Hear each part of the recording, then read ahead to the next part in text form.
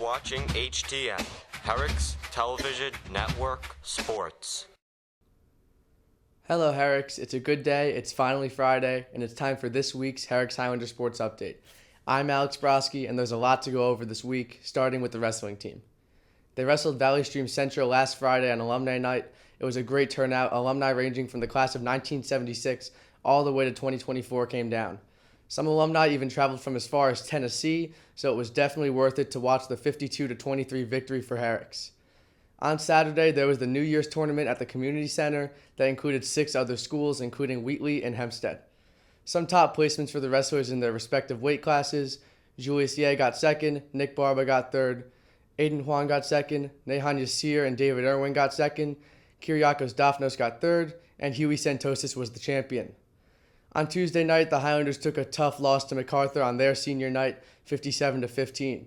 The Generals are ranked second in Nassau County.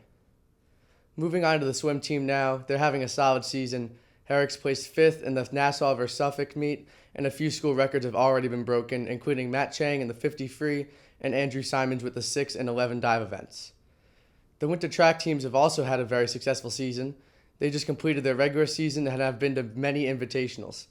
Kenneth Rondeal and Jacob Kim currently lead the county in the field events, and Brooke Lynn is currently one of the top sprinters in the county.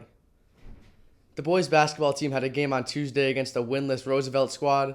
Akshar Sabrad had 27 points in the 62-34 win, but this was a non-league game. The boys have an overall record of 7-4, but their conference record is a much more mediocre 1-3. They'll look to improve that here tonight, home against Westbury. That'll start at 7.